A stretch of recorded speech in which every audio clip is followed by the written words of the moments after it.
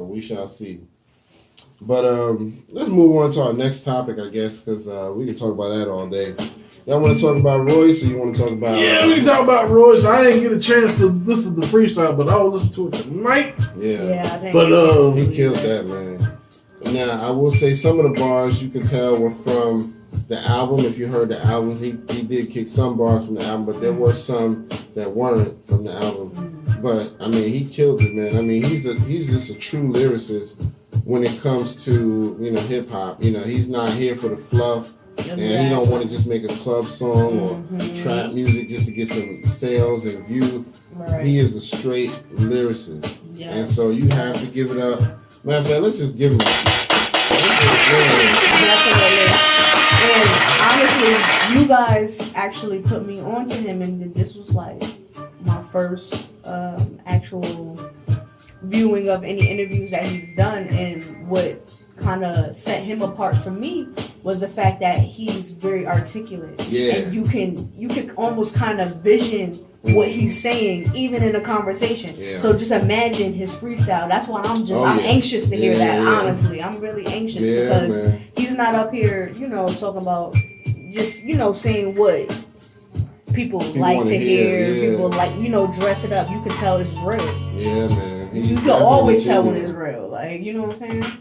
Yeah, they asked him about producing his own music because this album was his first time actually producing anything official because he just learned how to produce.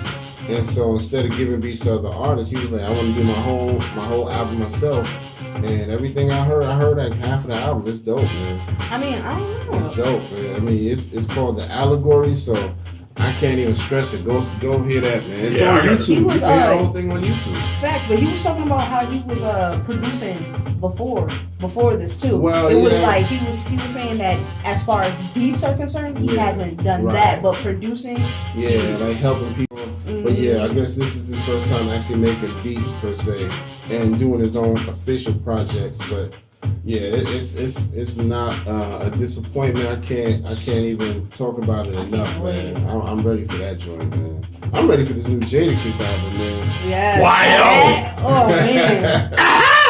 No, I can't. He never disappointed me either. So I'm excited about that. He dropped the first song he dropped. No, the second song he dropped off this album is with Pusha T, and it's called Hunting Season.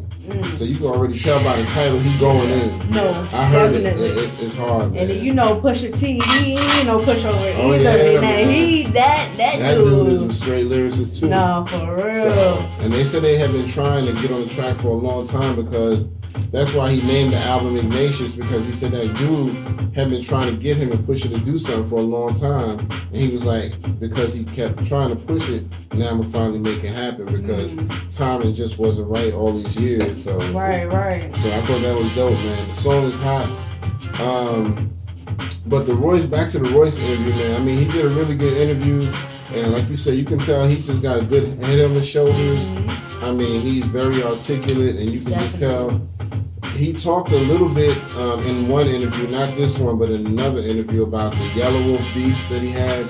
And he did say that it was something based on race, but he was like, I don't want to put the whole story out. But basically, he just disappointed me in something that he did, and I don't want to. He was like, I'm gonna leave it at that. But yeah, so I don't know. I don't think anything else is gonna happen because I think if Yellow Wolf was gonna respond, he would have done it.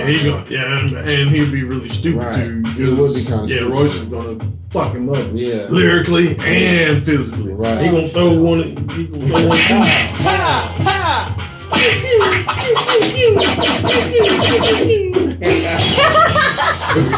We had tried hip hop, not before.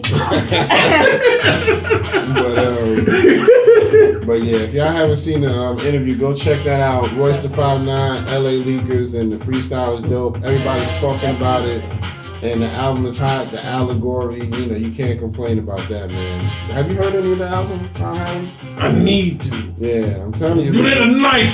I'm do everything tonight. I just got put on, so I'm excited. I got a list. It's on YouTube. Some people always load it up to YouTube, and before it get deleted real quick, it's still up there, man. Go listen to it, because I heard most of it.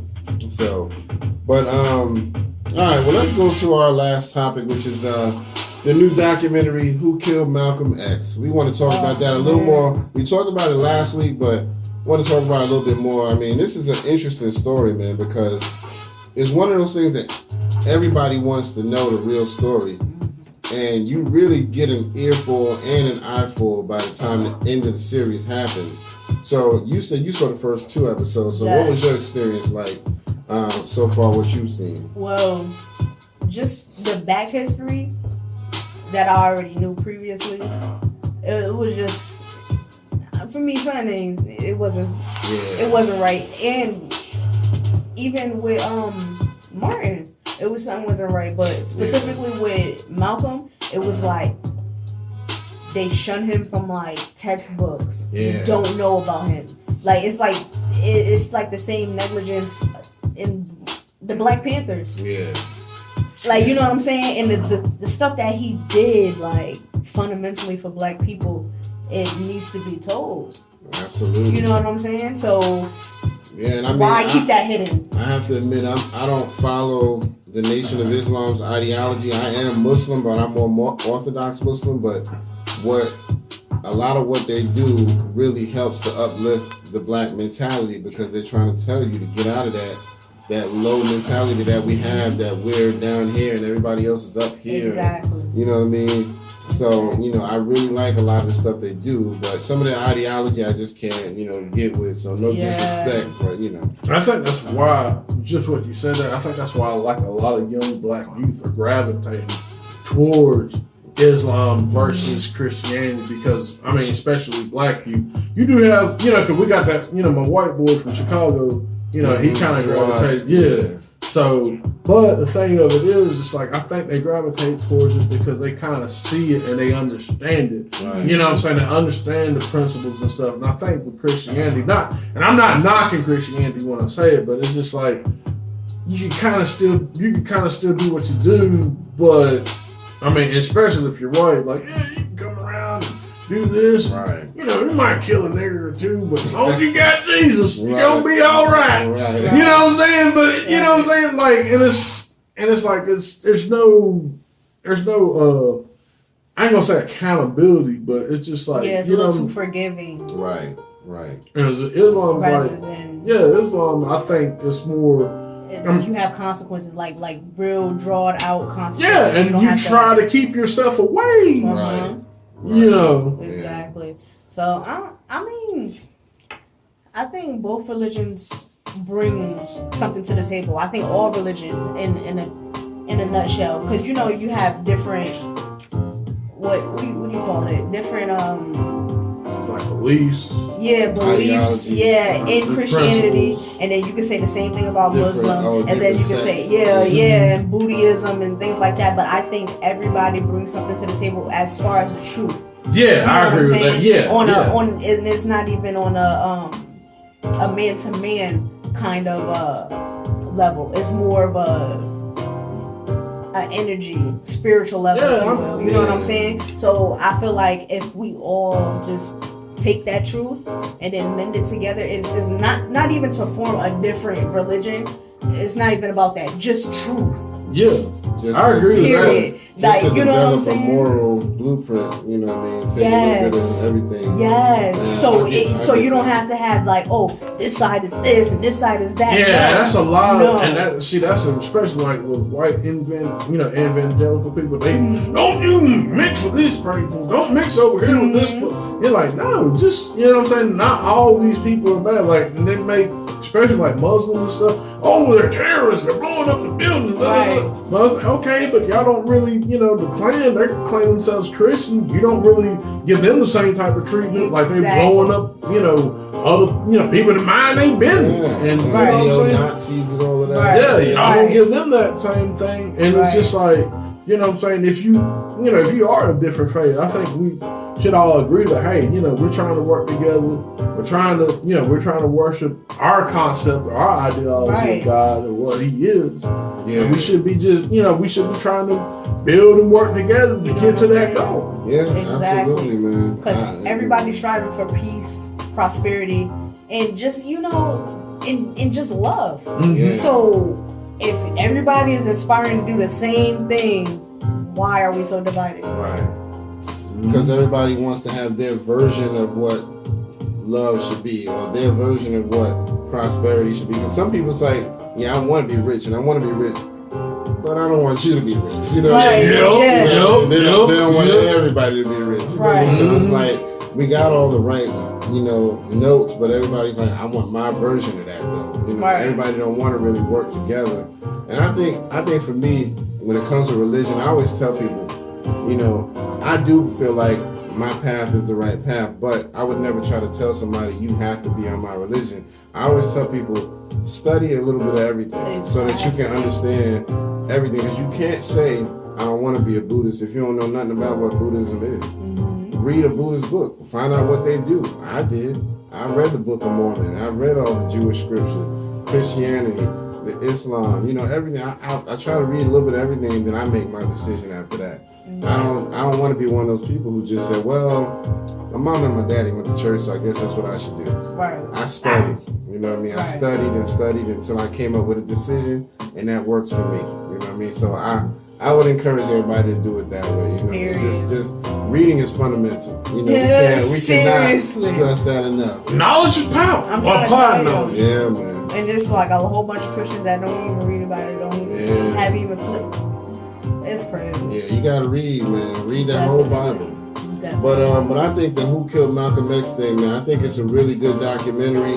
It really opened my eyes to a lot of stuff, and I don't want to give it away, but if you keep watching, by the time you get to the end, you get a real eyeful and an earful. It's like, whoa, you know what I mean? And it's like an emotional roller coaster, because by the end, you feel like, well, dang, wow. You kind of have that response, like, oh, yeah. So I'm gonna just leave it at that, but it's really good. It really goes in depth, and it's just a basic brother who's Muslim himself, who basically read the story of Malcolm X and just said, you know what, I really want to get some more answers, and he just basically dedicated his life to doing research about it. He's interviewed people, read all the books he could, and he just was like, we got to give people more information because people don't know this other stuff. You know what I mean? So it's very interesting. Legal documents, like he got his hands on a whole bunch of stuff. Yeah. Well, first and foremost, I was impressed. Yeah. Because he said right off the bat, listen, I'm not a doctor. Right. I don't have a master's. Right. I'm not a lawyer. I'm just an average brother. Yeah. I said, this is something I'm passionate about. You know what I mean? And it makes a lot of sense. Anybody can do anything. All you gotta do is put your mind to it and be ambitious about it. Right. You know what I'm saying? Right. A lot of people forget that part. Yeah, he did really, him and the lady, they put a real good documentary together. Woo. Yeah, man. It's excellent. It's a 6-part series, so please go watch it. It's on Netflix. Definitely. I'm sure everybody got some kind of access to Netflix. Yes. You know what I mean? And if you don't, I'm saying that's .org, you know what I mean? You can find it somewhere. I'm sure they might have a snippet of it on YouTube, so go somewhere and find it. You know what I mean? So the whole story of the Nation of Islam is very interesting. Going back to before Malcolm, to Elijah Muhammad, and even before him to Farad Muhammad, the guy who started it all. And then you got people who came out of that, like the 5% guy, Clarence 13X. He came from the Nation of Islam. You know what I mean? He was denounced from that too. Wasn't he denounced? Yeah, they kind of kicked him out for some reason. They don't really give you the whole story, but basically they kind of said that because they sell their newspapers, and so one of the stories I heard said that he was taking old versions of the newspaper, like if right now it's March of 2020, he might go back and get some 2019 papers and be reselling them and telling people this the new stuff. And so they was like, yo, bro, what you doing, man? Come on now. And they kicked him out. Dang, Clarence! And so Clarence! Right. So he was like, all right, well, y'all don't want me. I'm going to tell people the real deal, the truth about the black man. And that's how he started. Black man's God! He started You know what I mean? He started the 5% Nation. So, it's interesting, man. This is the rabbit hole you have to go down to find it. I read all of this shit, man. Right. I love it. What's interesting? It's very interesting because once you it's kind of like a onion. Yeah. Once you peel this layer, you just find another layer.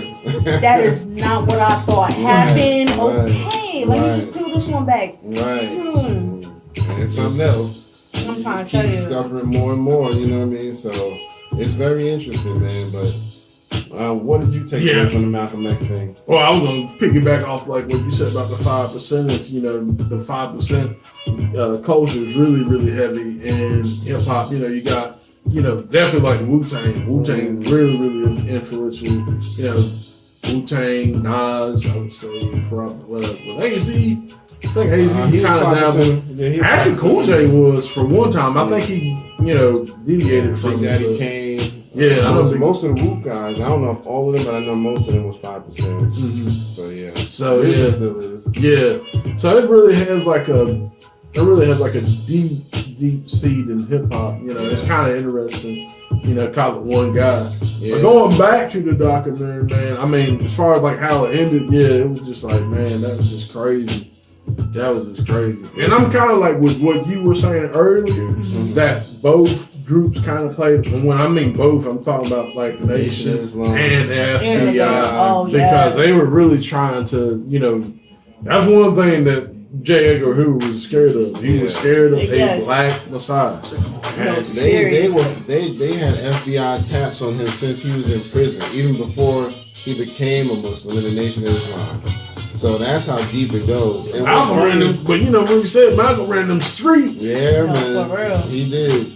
And I would encourage everybody to go back and watch the Spike Lee movie about Malcolm X. That was really good. Seriously. Because he went in good depth on that, man. No, seriously. Transitioned to Orthodox Islam before he died. You know what I mean? So.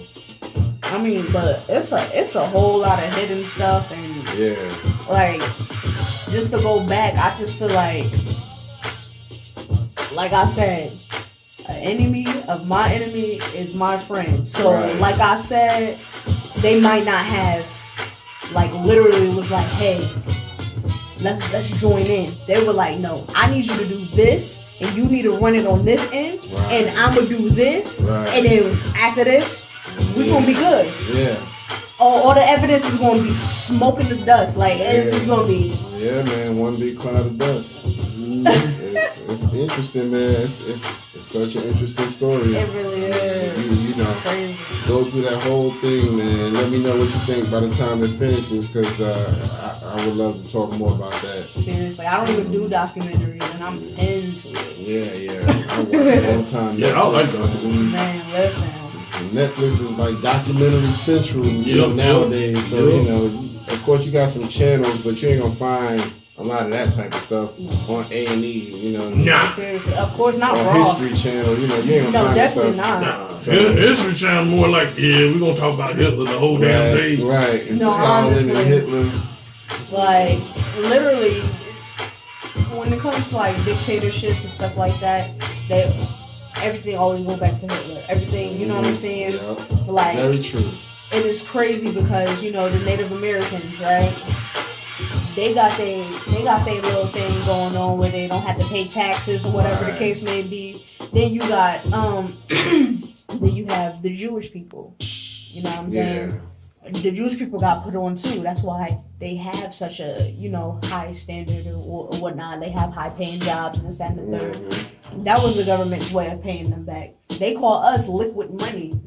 So it had to been a step up from the government, giving them back something that had nothing to do with America anyway. So I'm just saying. But literally, the thing that America had a hand in, what they did, they don't want to acknowledge it. Yeah, they don't even want to say sorry. Yeah, so don't. Yeah, as long as we don't officially acknowledge it, we're good. Okay, yeah, we were wrong. Next. Yeah. All right. They ain't gonna do that. Next. On to the next. And they ain't gonna apologize either, because that's another form of acknowledgement. So they like, no, we're not gonna. Like Chris Rock, America to black people, just like that uncle that put you through college, but he molested you. Seriously. Man, you molested, you better walk that shit off. Walk it off. No, seriously. I feel like if they just, they start giving us, free education as far as like college and grad school and stuff like that, I feel like we'll be all right. Yeah. Well, let us build ourselves back. Just give us the knowledge. I'll accept that. Well, Vlad on Vlad TV, he actually talked about that as far as like, I think he was saying he was like, I'm for reparations. So I don't know about paying them the whole, because if they pay us all the way back, it's gonna break the country. Yeah, like they owe us trillions of dollars, trillions. They should just give us the country, right? Because it was hard in the first fucking place. They like it was hard. I mean, we built it. We built every single aspect, every part, like of this country. How Trump, it's ran, everything. Like we built a lot of it. We had a lot of say. Trump said that one time, like. I think he was saying that to some, like, I forgot what it was. A small group of black people it was came to it was like, you guys are great. White House. You guys built this country. That's what he said. Yeah. A handful of fucking right. But at the end of the day, like, I wouldn't say, this country was ours, because it wasn't. It wasn't the Europe. What was it? Europeans? Yeah, the Spaniards came. The Spaniards came here first. Yeah. Then after the Spaniards, I'm talking about as far as the hostile takeover was concerned. It was Europe, right? Well, yeah, that's what I'm saying. The Spaniards from Spain. That's still considered Europe. Okay. So when the Spaniards came first, then like the English and everybody. Yeah, else. That's what I'm saying. Like, but as far as that, like, it wasn't our land. We were just. We was here. We were stolen to do a certain job. We was there before they were there. Seriously? I thought it was the Native Americans. Hell yeah, we were there before they were. Like they say that Native Americans have roots in Africa. So like that was Africans that pretty much. Yeah, there were people that in Africa were actually taking ships back and forth. Yeah. To America. Yeah, they kind of don't tell you. That's why they say a lot. That's why they say. Well, of course not, because the African king at the time, or whoever was, or dictator, or whoever was in charge, that's how we started. The power started shifting, I would say. Mm-hmm. Yeah. Once that money and that greed came into play, it was like you just literally sold your soul and the souls of your people. Yep. And then not only did he do that, he broke it down to how to break us down. Yeah. Yeah. Like literally, like it was a manual for breeding dogs. Yeah. Like that baffled me. I sat there and I read that. Mm-hmm. I read it again and I read it again. And I was just so baffled. I was like, this can't be right. Y'all lying to me, man. I won't no lie though. It's crazy, man. It's crazy. But yeah, so I really, like I said, I enjoyed the whole Malcolm X thing, you know what I mean? And we may be able to talk about it a little bit more on another episode, because it's everybody's talking about it, man. And everybody's saying that they loving it. So, like I said, I got an earful and I was loving it, because I was like, a lot of stuff I didn't know about. I read a little bit about him, but I didn't know enough, so this helped me to learn a lot, in a concentrated dosage, you know what I mean? So... But I still want to get some more books about Malcolm X too, though. Yeah, I got the autobiography somewhere. I got to go and dig it up. Yeah. Okay. The thing about me and books, especially on African Americans that died off before they can write their own stuff. Right. Yeah. You know what I'm saying? Like when you go through certain publishers, and you know what I'm saying, if it's a big enough name, I feel like the government has a hand in that too. And you're like, oh, well, this is a little too touchy. Right. So we're going to switch that up and say this. We're going to clean it up. Yeah. seriously. You know what I'm saying? So I don't, that's the only thing that bothers me. I need the absolute truth. Don't, put up a facade just to save face. The truth is the truth. It's going to come out. And the more you wait on it, the more you look bad, I feel like. So. I agree. Mm-hmm. Did you want to add anything, Howie? I think we're good. I think we kind of talked about everything. Yeah. And it was definitely good having you on. Yeah. You know what I'm saying? Oh, yeah, my bad. He's like, damn, you supposed to do the whole thing. You done fuck up the whole shit. I'm going to have a hashtag Me Too moment. I was molested by the shows. shed a real quick tear. I just want to say, you gotta wipe the tear real quick. Hold on, when did you that? Let me get it. Yeah, I saw it on tape, but yeah, we went a little longer than normal because Instagram gave out on us after I think it's about an hour. Instagram gives out on you. Oh wow! So yeah, it shut off by itself. But yeah. So one more time, I'm gonna remind y'all: don't forget, like, share, subscribe, like, share, subscribe, like, share, subscribe. Hit the buttons. Hit them. We need y'all to share this out and check us out every week. Yes, sir. Every week on Wednesday. And for this is episode 112. We into the hundreds. Yes. 112. So we gonna celebrate again big when we get to 200 because we celebrated big on that 100 episode. We kicked some bars.